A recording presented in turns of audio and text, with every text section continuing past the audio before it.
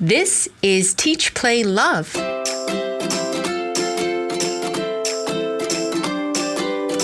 Bright Horizons parenting podcast just for ages 0 to 8. Get the advice you need from our own early childhood expert, Education Vice President Rachel Robertson. And make the most out of every chance to teach, play, and love. Hey everyone, we're so happy to celebrate our 1-year anniversary of Teach, Play, Love here at Bright Horizons. Thanks to you all for listening and liking our podcasts. We've covered many important early education topics, and today we look back at our very first episode, The Digital Dilemma. Here once again are Rachel and her colleague and guest, Debbie Hoppy, with some thoughtful advice. I think about children that I see and my own children, and just a few years ago, the things they were learning and using technology for were so different. We've all started to define technology as only electronic technology. It's a good thing to talk about and to help parents really understand what really matters and how technology could be an advantage and a resource. As adults, we struggle with how much technology we use in our lives, and so certainly for children, that opens a lot of questions about how we manage this very difficult topic. Yeah, that's a great point. As adults, we're all modeling use of electronic technology for young children, so we have a real opportunity to evolve how we teach children and how we think about it in their lives the same way that we think about it and use it in our lives as a meaningful resource that helps us live our lives, that increases our happiness or our success or productivity, and we need to think about how we can do that for children. As a parent, I think one of the things that's so easy to do is to rely on technology as a timekeeper or as something just to occupy children in sort of downtime, and I think we just need to be cautious. A lot of it is in those moments when children have to wait. So at restaurants, in an airplane, and in that case, I know parents are just hoping their child will not start screaming on the airplane. When they're waiting in line for something, that's when the phone comes out. That's when an iPad comes out. And I think two things parents really need to think about is what are you replacing with that technology? So in those cases, you are replacing a child's natural opportunity to learn about their emotions and how to regulate their emotions. You're giving them a device to do that, so they miss out on a really great opportunity, not to mention the conversation, the vocabulary building, the other kind of games you could play that they develop more valuable skills with that time.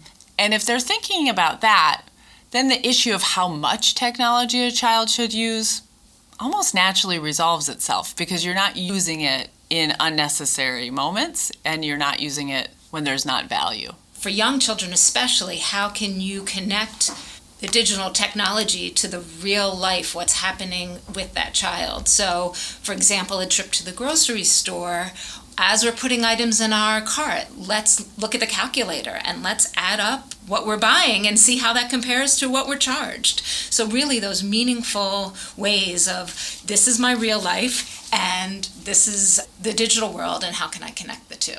I like that you brought up the calculator example. We've all forgotten a calculator at this point. That is an early electronic technology that changed many people's lives.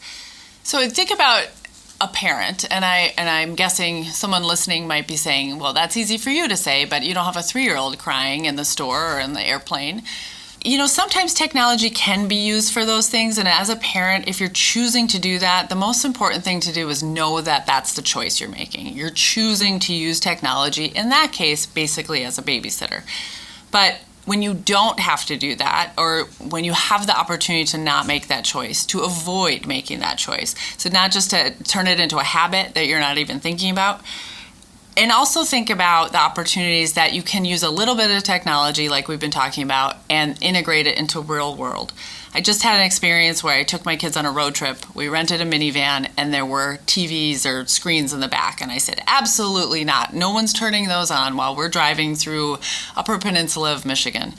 But that technology had the license plate, the old-fashioned license plate game on it, and it had pictures of the license plates. So it enhanced my children's ability to spot license plates. And then I thought, this is a great use of technology. It enhanced their ability to do something that was also a real world experience. So I really advise parents to look for those opportunities, whether you're using tablets or phones or even desktops or laptops, that those opportunities exist. So you just have to look a little harder for them and be a savvy consumer. Right. While you were saying that, I had two thoughts. One, the weather app. It's a great tool for the children to be able to look up the weather and think about what they might wear. It helps children self-regulate. It helps them to be planful. If they look ahead to say, oh, today's going to be really cold, but by the end of the week it's going to be warmer. So I think I'm going to need these couple things for the upcoming week. And also to the point about a long trip or a long car ride or an airplane ride, sometimes it's helpful to really have that conversation with your child in advance. This is going to be a long trip. I know you want to watch this movie or you're interested in watching this show on the iPad. So let's plan how much of your time would be used for that, and we'll pick together the shows that are appropriate. And then in the other time, what can you bring with you to occupy yourself? So they have some ownership, but it's purposeful, it's planned, and it helps avoid that battle about limits. That's such a great idea. It's such a good way for children to be developing all sorts of good executive function, behavior management, self-control skills, and it avoids the thing that many parents also have to deal with related to technology, is that strong negative reaction children have when you take it away. So you're already talking about it at the front end, and they're planning their time so it doesn't become a battle. I have teenage girls. When they have electronic technology, it's tough to capture their attention. But I'll admit, that's true of me sometimes as well. So I think parents have to think about how they're modeling that and how they walk away from technology. Those ideas about putting your phones away at dinner time are really important, not just for the good conversation and the good interaction that will happen at dinner time, but also for the modeling of regulating your own use of electronic technology.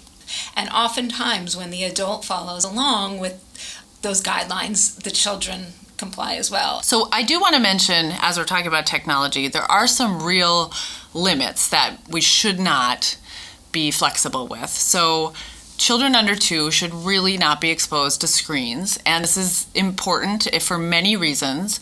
Their brains are rapidly developing, and we are in really a time of great experimentation about what electronic technology exposure does to brains, but we are learning more and more about it. It is changing how those synapses connect, and it is changing attention spans. It can affect visual development. So you do want to be really cautious about that and not think, oh, that's just the experts saying, being idealistic. Yes, and especially for the youngest of children, real life, hands-on experiences are so valuable, and every time we allow them to engage with a digital device, we take away that learning opportunity. It's enhancing our lives in many ways, but it's also taking away. And if we can be critical thinkers about that, we can help our children be critical thinkers. Lots of families, and as they should be, are focused on STEM. When we think of technology, almost always I see people go right to a computer or something with a screen. But technology existed long before computers existed. Technology is a tool. A toaster is technology. A shoehorn is technology. Don't value screen technology over other types of technology. 15 years ago, who would have thought that we would be so reliant on screens? So we really want children to be able to be innovative and use materials to come up with new solutions so that they can provide the innovation of the future for us. Right, exactly. We all want our children to have the skills and the mindset to be the developers of the future, including developers of future technology. So being critical thinkers and savvy consumers about what kind of technology your children are exposed to now will help build the foundation so they are able to be those people in the future. It's really important for parents to be actively involved and ask reflective questions. Things like, could you have found that answer a different way? Or how might that help you solve something else? Or do you believe what you're reading? Or how easy was that to understand? And there needs to be a relationship between the parent, the child, and the device. It's just not meant for young children to explore on their own. They really need our guidance, our hand-holding, and our support. And we don't have to look far back in history to know where we've gotten those lessons. Sesame Street and Mr. Rogers really were pioneers in that interactive technology space, where they very intentionally developed those television shows for children to be an interactive experience with the characters on the television show, but also ideally with a parent engaged or an adult engaged as well. There's plenty of research that shows that the value of engagement and learning from something like that is so much higher when there's a interactive component, and even higher when a parent is involved doing just what you said, asking questions, engaging in the content, getting children to reflect and think about what they're consuming.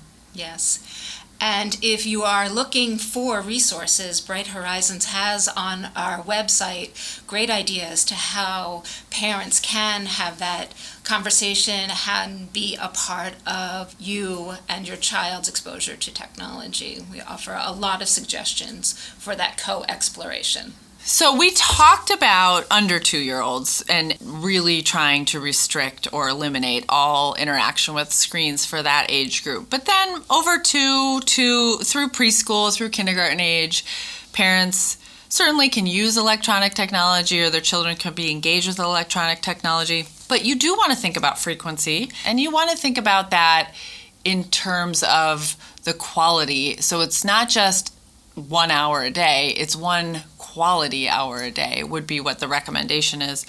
If you do due diligence on trying to eliminate all the wasteful technology usage, the technology usage that is just out of habit, or you haven't thought of something else, if you throw a deck of cards in your purse instead of getting out the tablet, or you are ready with some other kinds of activities, then you will meet those screen time limits pretty easily, because you'll have this value-oriented approach.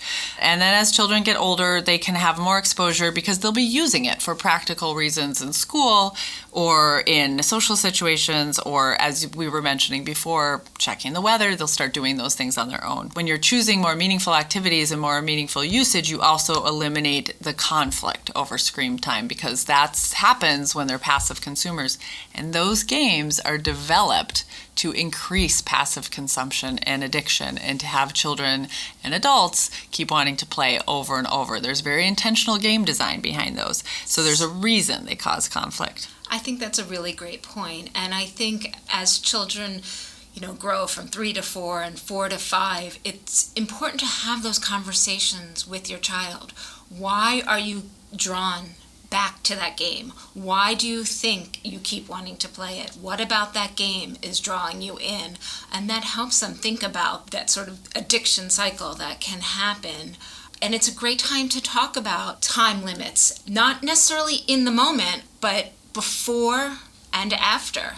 Also, as a parent, when children are this young, you have to have exact knowledge of whatever games are on their devices, what websites they are going to. You have to set the limits that you may not download anything without my presence. Any website you visit, I need to be aware of. These all help set the stage for digital citizenship. Helps children be mindful and thoughtful about what they're doing, and it helps you as a parent help them understand what's appropriate and not. Certainly. I mean, think about when I would always recommend parents read books that their children are reading. I do the same thing. Play that game yourself. Go on that website yourself. YouTube is a great example. There's so much uncontrolled content on there. There's plenty of videos on YouTube that are designed to get children to watch more and more and more. And at the same time they're doing that, they're getting exposed to a lot of things that aren't controlled by anyone. And also, what about that show can have a dialogue between parent and child? Mm-hmm. Can you talk about how a character handled a situation? And sometimes you come across videos or shows where something is represented in a way that is not appropriate, and that's a great segue to have a conversation with your child.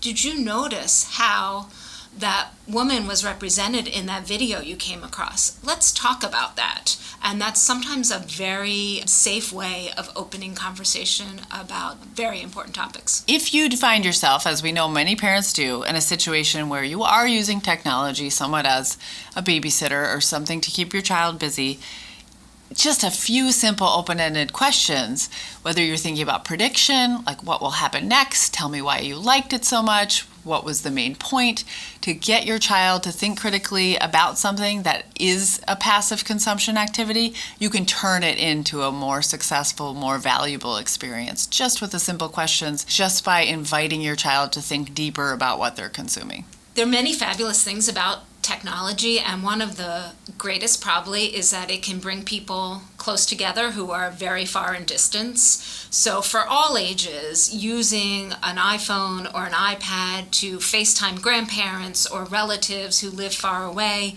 and have that person-to-person conversation is really a great use of the tool. And the idea of recording family times, children are really inherently skilled at taking pictures and photographs, and they often capture a perspective that we as adults don't. So that is another way that children can have meaningful interaction. They can be the recorders of the family reunion. Children very young, 3 and 4, are really wonderful photo takers. Yeah, the perspective they have is so different. You can ask them to reflect on their photos or compare, contrast. So really, parents, just think about the tools you use and the way you use your technology, no matter what it is, and think about the foundational skills and thinking a child would need to start using those, and they can do the same. And that's where technology can be a real advantage. So that's the take from our experts that, yes, there is a healthy place for technology in our children's lives. We just have to make sure to teach them to use it with purpose and with meaning. We hope you liked this replay of our very first episode, and we'll be back with an all-new episode of Teach, Play, Love again next month. Thanks for listening. Subscribe to us and find more episodes on Apple Podcasts, Spotify, or wherever you get your podcasts. See you next time on Teach, Play, Love, and rediscover parenting as the joy it was meant to be.